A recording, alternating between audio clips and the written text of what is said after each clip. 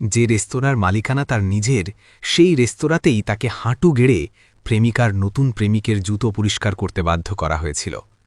কিন্তু কেন একজন কোটিপতি এমন অপমানজনক জীবন বেছে নিয়েছিল? এই প্রশ্নের উত্তর লুকিয়েছিল বিশ্বাস আর বিশ্বাসঘাতকতার এক জটিল খেলায়। এর উত্তর জানতে হলে আমাদের ফিরে যেতে হবে কয়েক মাস পেছনে, যেদিন আয়ান চৌধুরী তার কোটি টাকার পরিচয় লুকিয়ে হাতে তুলে নিয়েছিল একজন সাধারণ ওয়েটারের ট্রে। শহরের অভিজাত এলাকার বুকে এক জলজলে তারার মতো দাঁড়িয়ে থাকা রসনা বিলাস রেস্তোরাঁটি ছিল শুধু একটি ভোজনালয় নয়, বরং সাফল্য ও আভিজাত্যের এক মূর্ত প্রতীক। এর ঝলমলে কাঁচের দেওয়ালের ওপারে জ্বলে থাকা নরম আলোয় মনে হতো যেন সাফল্যের এক অফুরন্ত উৎসব চলছে। ধনী অতিথিদের দামি গাড়ির শাড়ি, তাদের উচ্ছল হাসি আর কাঁচপাত্রের টুংটাং শব্দ, সব মিলিয়ে এক মায়াবী পরিবেশ। কিন্তু সেই উজ্জ্বল আলোর নিচেই ছিল এক গভীর শীতল অন্ধকার, যে অন্ধকারে নিজের আসল পরিচয় লুকিয়ে এক ছদ্মবেশী লড়াইয়ে নেমেছিল আয়ান চৌধুরী।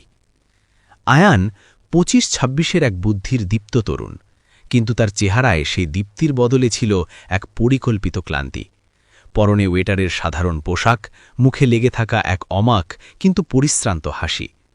তার কাজ ছিল বিনীতভাবে ফরমায়েশ নেওয়া, খাবার পরিবেশন করা আর অতিথিরা চলে গেলে তাদের এঁটো টেবিল পরিষ্কার করা। কিন্তু এই অতি সাধারণ চেহারার আড়ালে সে ছিল এই বিশাল রসনাবিলাসের একমাত্র উত্তরাধিকারী।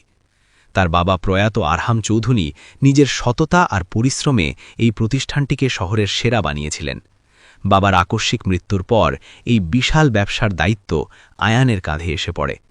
কিন্তু কিছুদিনের মধ্যেই সে বুঝতে পারে হিসেবের খাতায় লাভের অঙ্ক কমছে, আর অদৃশ্য লোকসানের বোঝা পাহাড়ের মতো ভারী হচ্ছে। বাবার বিশ্বস্ত কিছু পুরনো কর্মচারীর মুখে চাপা আতঙ্ক আর ফিসফিসানির সুদে সে নিশ্চিত হয় যে ভেতরে কোনো গভীর ষড়যন্ত্রের বিষবৃক্ষর ডালপালা মিলছে। বাবার স্বপ্নকে ধ্বংসের হাত থেকে বাঁচাতে সে যে কোনো ত্যাগ স্বীকার করতে প্রস্তুত ছিল।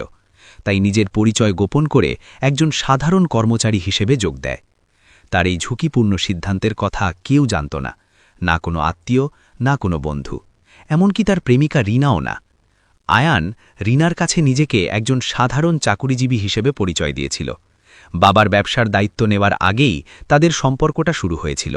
আয়ান পরখ করে দেখতে চেয়েছিল কোনো মেয়ে তাকে তার অর্থের জন্য নয়, কেবল একজন সাধারণ মানুষ হিসেবে ভালোবাসতে পারে কিনা। প্রথম দিকে সব ঠিকই ছিল, কিন্তু সময় গড়াতেই রিনার আসল রূপ প্রকাশ পায়। রিনা ছিল প্রচণ্ড উচ্চাকাঙ্ক্ষী ও বিলাসী। তার পৃথিবীটা ছিল দামি পোশাক, অভিজাত রেস্তোরাঁ আর বান্ধবীদের সাথে প্রতিযোগিতায় ভরা। আয়ানের সামান্য বেতনের চাকরি তার সেই রঙিন পৃথিবীতে ছিল এক মূর্তিমান উপহাস। কি হবে তোমার এই সামান্য চাকরি দিয়ে? আমার বান্ধবীরা দামি গাড়িতে ঘোরে, তাদের প্রেমিকেরা রোজ নতুন নতুন ছবি পোস্ট করে, আর আমি তোমার সাথে লোকাল বাসে ঝুলে অফিস চাই। লোকে দেখলে কি বলে জানো? আমার লজ্জা করে। প্রায়ই এভাবে তীক্ষ্ণ স্বরে ক্ষোভ প্রকাশ করত রিনা।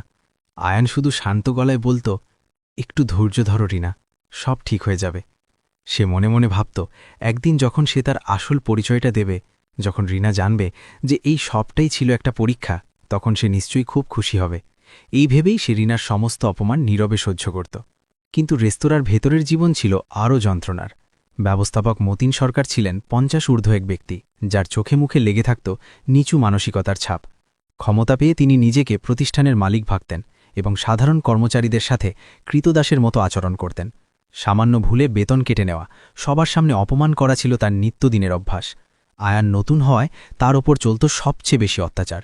একদিন এক বিদেশি অতিথির টেবিলে খাবার পরিবেশন করার সময় অসাবধানতাবশত আয়ানের হাত থেকে এক গ্লাস জল পড়ে যায়। সাথে সাথে মতিন সরকার বাজের মতো ক্ষিপ্রতায় ছুটে এসে সবার সামনে চিৎকার করতে শুরু করেন, অপদার্থ কোথাকার! চোখে দেখিস না? তোর মতো ছোট লোকের জন্য আজ আমার রেস্তোরাঁর সুনাম নষ্ট হচ্ছে। তোর সারাদিনের বেতন কাটা গেল, আর এখন সবার সামনে কান ধরে ওঠবস কর, যাতে তোর মতো অন্যদেরও শিক্ষা হয়। হলভর্তি মানুষের সামনে এমন অপমানে আয়ানের মাথা কাটা যাচ্ছিল। নিরুপায় হয়ে সে সেদিন মাথা নিচু করে কান ধরে ওঠবস করতে বাধ্য হয়েছিল। সে মনে মনে নিজেকে বলছিল, বাবার স্বপ্নের জন্য এই অপমান কিছুই না। চারপাশের মানুষের তাচ্ছিল্যের হাসি আর ফিসফিসানি তার বুকে ধারালো ছুরিল অত বিচ্ছিল। এরই মাঝে একদিন রিনা তাকে তার এক বন্ধুর জন্মদিনের অনুষ্ঠানে যাওয়ার জন্য জোর করল। আয়ান যেতে চাইছিল না, কারণ সে জানত সেখানে শহরের সব ধনী পরিবারের ছেলেমেয়েরা আসবে, আর তার সাধারণ পোশাক সেখানে ভীষণ বেইমানান হবে। কিন্তু রিনার জেদের কাছে তাকে হার মানতে হলো। এক বিশাল বাগানবাড়ির অনুষ্ঠানে আলোর রসনাই আর দামি পোশাকের ভিড়ে আয়ানের সাধারণ পোশাকটা যেন চিৎকার করে তার দারিদ্র্য ঘোষণা করছিল। রিনা তাকে দেখে এমনভাবে মুখ বাঁকালো যেন সে কোনো অনাহুত অতিথিকে দেখেছে। হঠাৎ রিনার এক বান্ধবী সাইরা আয়ানের দিকে আঙুল তুলে জিজ্ঞেস করল, রিনা, এই ছেলেটা কে? তোর গাড়ির চালক নাকি? রিনা বিব্রত হয়ে আমতামতা করে বলল, না, ও আমার এক দুঃসম্পর্কের আত্মীয়, গ্রামে থাকে, শহরের এক বড় ব্যবসায়ীর ছেলে। তার ছেলের হাসি হেসে বলল, আরে এ তো রসনাবিলাসদের ওয়েটার, আমি ওকে কয়েকদিন আগেই ওখানে প্লেট পরিষ্কার করতে দেখেছি। কথাটা শুনে সবাই এমনভাবে হাসতে লাগল যেন আয়ান কোনো সার্কাসের জোকার। রিনার মুখটা অপমানে লাল হয়ে গেল। সে আয়ানের কাছে এসে ফিসফিস করে বলল, তুমি এখানে কেন এসেছ? আমাকে অপমান করতে? আমি জানতাম তোমাকে এখানে আনা আমার সবচেয়ে বড় ভুল হয়েছে। ঠিক তখনই রিনার সেই ধনী বন্ধুটি ইচ্ছে করে একজন ওয়েটারের হাত থেকে পানীয়র গ্লাস ফেলে আয়ানের শার্টে ঢেলে দিল। ইস, কি করলাম! আসলে কি জানিস তো, তোদের মতো ওয়েটারদের দেখলে আমার কেন যেন শুধু কাজ করাতে ইচ্ছে করে। ছেলেটা অট্টহাসিতে ফেটে পড়ল। রিনা এগিয়ে এসে আয়ানকে সাহায্য করার বদলে ধমক দিয়ে বলল, তুমি কি অন্ধ? যাও, স্নানঘরে গিয়ে এটা পরিষ্কার করে এসো, আর আমার সম্মান নষ্ট করো না। তবে সবচেয়ে বড় আঘাতটা এলো তার কিছুদিন পর, যা আয়ানের ভেতরের মানুষটাকেই ছিন্ন ভিন্ন করে দিল।